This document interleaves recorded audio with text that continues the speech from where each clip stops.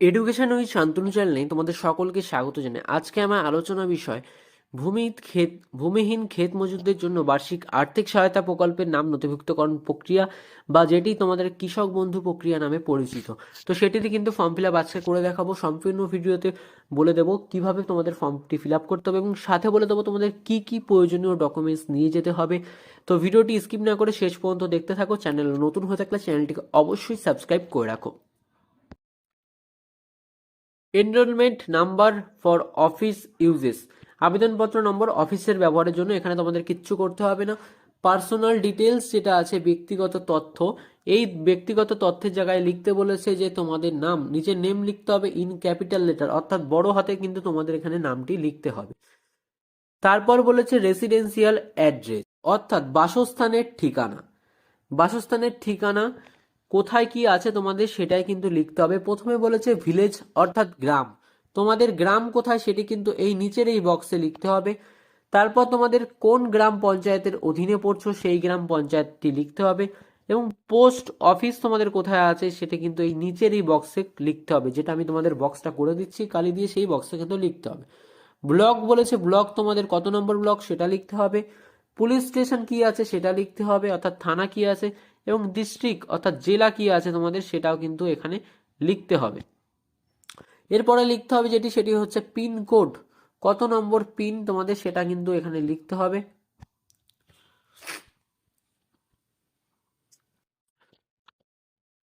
তারপর বলেছে ফাদার্স বা হাজবেন্ডস নেম, পিতা বা স্বামীর নাম এখানে কিন্তু লিখতে হবে, যেখানে তোমাদের জন্ম তারিখ প্রথমে প্রথমে ডেট লিখতে হবে, তারপর মাস লিখতে হবে, এবং তারপর কিন্তু ইয়ার লিখতে হবে। এবং এজ বলেছে 1/4/2026, এই তারিখে তোমাদের বয়স কত হচ্ছে সেটা কিন্তু এইখানে আবেদন করে সময় কিন্তু লিখতে হবে। যদি মনে করো যদি কারো 24 হয়ে থাকে তাহলে লিখবো 2 আর 4, এখানে 24। তো আমি এরকম একটা এক্সাম্পলের জন্য তোমাদের বললাম।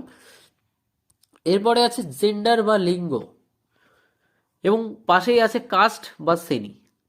তো জেন্ডার তোমরা যদি পুরুষ হও তাহলে মেল, মহিলা হলে ফিমেল, এবং আদার্স বা অন্যান্য কোনো জেন্ডার হয়ে থাকলে কিন্তু সেটা আদার্সে ক্লিক হবে। এবং যদি জেনার এবং কাস্টে চলে যাই আমরা, কাস্টে বলেছে এখানে জেনারেল, এসসি এসটি ওবিসি।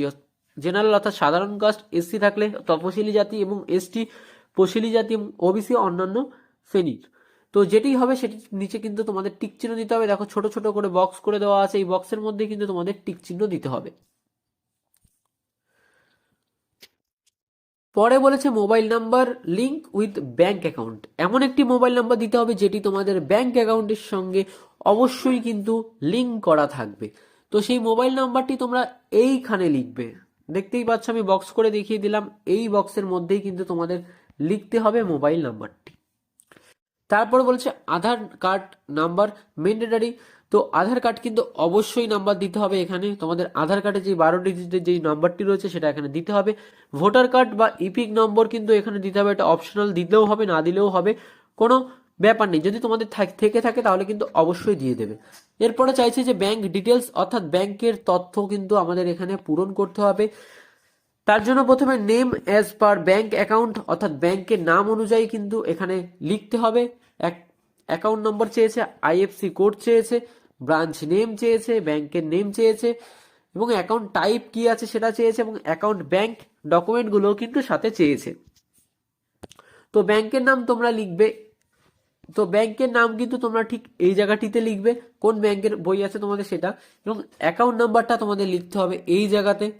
দেখো আমি কিন্তু মার্ক করে দিচ্ছি। তারপরে অ্যাকাউন্ট নাম্বার, আইএফসি কোড, অর্থাৎ ব্যাংকের আইএফসি কোড যেটা আছে সেটা কিন্তু এই বক্সের মধ্যে তোমাদের লিখতে হবে। অ্যাকাউন্ট নেম, অর্থাৎ ব্যাংকের নেম যেটা আছে সেটা কিন্তু এখানে লিখবে। ব্যাংকের ব্রাঞ্চের নেম অর্থাৎ শাখার নাম এখানে লিখবে, এবং এর সাথে অ্যাকাউন্ট টাইপ, তোমাদের কোন ব্যাংক অ্যাকাউন্ট, সেভিংস অ্যাকাউন্ট না কারেন্ট অ্যাকাউন্ট, সেটার উপর কিন্তু তোমাদের টিক চিহ্ন দিতে হবে। উইথ ফটোগ্রাফ ব্যাংক পাসবুক, অর্থাৎ ফটো সহ ব্যাংকের পাসবই লাগবে। এবং যদি কারো ক্যান্সেল চেক, বাতিল চেক থেকে থাকে তাহলে সেটা দিলেও কিন্তু হবে। তারপর বলেছে নমিনি ডিটেলস, যে নমিনি থাকবে তার কিন্তু ডিটেলস এখানে পূরণ করতে হবে।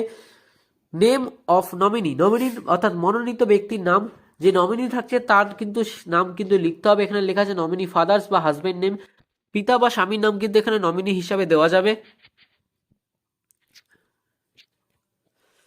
তার অবশ্যই ডেট অফ বার্থ এখানে দিতে হবে এবং 1/4/2026 হিসাবে তোমার তাদের বয়স কত হবে সেটাও কিন্তু এখানে বসাতে হবে, অর্থাৎ নমিনির বয়স কত হবে সেটা কিন্তু লিখতে হবে। এখানে বলে দিয়েছে নমিনির অভিভাবকের নাম, নমিনির বয়স 18 বছরের নিচে হলে কিন্তু এখানে হবে না। এবং একটি ডিক্লারেশন ফর্ম দিয়ে দিয়েছে যেখানে বলেছে আমি এত দ্বারা অঙ্গীকার করছি যে আমি অন্য কোনো জায়গায় ভূমিহীন ক্ষেত মজুরদের জন্য আর্থিক সহায়তা প্রকল্পের নথিভুক্ত জন্য আবেদন করিনি। উপরোক্ত সমস্ত বিবরণ তথ্য আমার জ্ঞান ও বিশ্বাস মতে সত্য। এবং এবং এখানে যেদিন জমা দেবে সেখানে তার তারিখটি লিখতে হবে। এখানে যদি মনে করো তোমরা 10 তারিখে জমা দাও তাহলে 10 তারিখে না তারিখটা লিখতে হবে এবং অ্যাপ্লিকেশন সিগনেচার করতে হবে। এখানে যদি কেউ সিগনেচার না করতে পারো তাহলে সে থাম্ব ইমপ্রেশন দেবে, অর্থাৎ টিপ সই দেবে। এরপরে রয়েছে অ্যাকনলেজমেন্ট বা প্রাপ্তি স্বীকার। এই স্লিপটি কিন্তু তোমাদের ওখান থেকে জমা দেওয়ার পর তোমাদের কিন্তু ছিঁড়ে তোমাদেরই দিয়ে দেওয়া হবে স্লিপটি। তো এখানে এনরোলমেন্ট নাম্বার দিতে হবে, আবেদনপত্র নম্বর এবং নেম অফ অ্যাপ্লিকেন্ট, যে আবেদন করছে তার নামটি কিন্তু এই উপরে লিখতে হবে। অ্যাকনলেজমেন্ট আইডি কিন্তু এখানে বসাতে হবে এবং যেই তারিখে আবেদন করছে সেই তারিখটি কিন্তু এখানে দিতে হবে এবং রিসিভার সিগনেচার কিন্তু এখানে করতে হবে। তো এই পুরোটাই কিন্তু ওখান থেকে করে তোমাদের দিয়ে দেওয়া হবে। দেখো এখানে কিন্তু একটা ক্রপ অর্থাৎ কাঁচির কিন্তু একটা চিহ্ন দেখতে পাচ্ছ, যার মাধ্যমে বোঝাচ্ছে যে এটা কিন্তু তোমাদের কেটে তোমাদের দিয়ে দেওয়া হবে। তো পরের পেজে যাওয়া যাক। পরের পেজে কি করতে হবে দেখে নাও। পরের পেজে বলেছে ভূমিহীন ক্ষেত মজুরদের জন্য আর্থিক সহায়তা প্রকল্পে আবেদনের সহ ঘোষণাপত্র অর্থাৎ সেলফ ডিক্লারেশন ফর্ম। আমি তারপর নিজের নাম লিখবে, আমি আমি ড্যাশ লিখে নিজের নাম লিখবে, উপভোক্তার নাম এখানে লিখবে, পিতা বা স্বামীর নাম এখানে লিখবে, গ্রামটি এখানে লিখবে, তোমাদের গ্রাম পঞ্চায়েত বা মিউনিসিপ্যালিটি কোনটি সেটা লিখবে এবং ব্লকটা লিখবে এবং থানা তোমরা কোন থানার অন্তর্গত সেটাও কিন্তু এখানে লিখতে হবে। ড্যাশ জেলায় স্থায়ী বাসিন্দা, এত দ্বারা আমরা ঘোষণা করছি যে আমার কোনো চাষযোগ্য জমি নেই, আমি ভাগ চাষি বা বর্গাদার হিসেবে নথিভুক্ত নই, আমি জীবনে ধারণের জন্য অন্য কৃষি জমিতে ক্ষেত মজুর হিসাবে কৃষি সংশ্লিষ্ট কাজে পুরোপুরি নির্ভরশীল। এই মোতাবেক ভূমিহীন ক্ষেত মজুরের জন্য বার্ষিক আর্থিক সহায়তা প্রকল্পে পাওয়ার জন্য আমি আবেদন করছি। আমি আরও ঘোষণা করছি যে আমার জ্ঞান ও বিশ্বাস মতে উপরোক্ত তথ্য সঠিক। যদি কোনো সময় এই তথ্য ভুল প্রমাণিত হয় তাহলে উপযুক্ত কর্তৃক আমার এই প্রকল্পে সুবিধা পাওয়ার দাবি সরাসরি বাতিল করে দিতে পারেন ইতিমধ্যেই, এবং আমি যদি প্রকল্পের কোনো সুবিধা পেয়ে থাকি তাহলে ফেরত দিতে বাধ্য থাকিব। আমি রাজ্য সরকার নিম্নলিখিত প্রকল্পের জন্য একজন সুবিধাভোগী। তো সঠিক বাক্যে কিন্তু তোমাদের টিকচিহ্ন দিতে হবে। কৃষক বন্ধু তোমরা পাও, লক্ষ্মীর ভান্ডার না অন্যান্য। তো যেহেতু কৃষক বন্ধু সেহেতু কিন্তু কৃষক বন্ধুর উপর টিকচিহ্ন দিতে হবে এবং আবেদনকারী স্বাক্ষর বা টিপসই কিন্তু এখানে দিতে হবে উপর, এবং আবেদনকারী মোবাইল নাম্বার কিন্তু নিচে লিখতে হবে। স্থান তোমরা কোথাকার বাসিন্দা সেটা এখানে লিখতে হবে এবং তারিখ কোন তারিখে তোমরা জমা দিচ্ছ সেটা কিন্তু এখানে লিখতে হবে। এবং নিচে দেখো, নিচেও কিন্তু সেম একই রকমের একটা ফর্ম রয়েছে, এটা কিন্তু ইংরেজিতে, তোমরা চাইলে কিন্তু ইংরেজি ফর্ম বা বাংলা ফর্ম যে কোনো একটা ভরতে পারো। এরপরে তোমাদের বলে রাখি যেই ডকুমেন্টসগুলো তোমাদের লাগবে সেগুলো দেখে নাও। পশ্চিমবঙ্গ সরকার কৃষি বিভাগে তোমাদের জমা দিতে যেই ডকুমেন্টসগুলো লাগবে সেগুলো হচ্ছে voter card, Aadhaar card, first page of bank passbook বা cancel cheque, mobile number link with bank account, self declaration, consent letter for using Aadhaar card, passport size photo, any other documents please specify. অন্য কোনো যদি নথি থাকে তাহলে কিন্তু দয়া করে উল্লেখ করুন এবং এখানে ডেট দিতে হবে। তোমাদের এখানে ডেট দিতে হবে, ক্যাম্পের লোকেশন কোথায় ক্যাম্পটি বসছে সেটা কিন্তু লিখতে হবে। Signature of the person receiving application, যে অ্যাপ্লিকেশনটি নেবে সে কিন্তু এখানে সিগনেচার করে তোমাদের দিয়ে দেবে, অর্থাৎ নিয়ে নেবে তিনি। এবং আরেকটি কথা যেটা তোমাদের বিশেষ, এই যেই বক্সগুলো রয়েছে দেখতে পাচ্ছ তোমরা, এই যে বক্সগুলো রয়েছে তোমরা দেখতে পাচ্ছ, এই বক্সগুলোর মধ্যে কিন্তু তোমাদের প্রত্যেককে টিক চিহ্ন দিতে হবে। অবশ্যই যেহেতু তোমরা এগুলো নিয়ে যাবে সেহেতু টিক চিহ্ন দিতে হবে।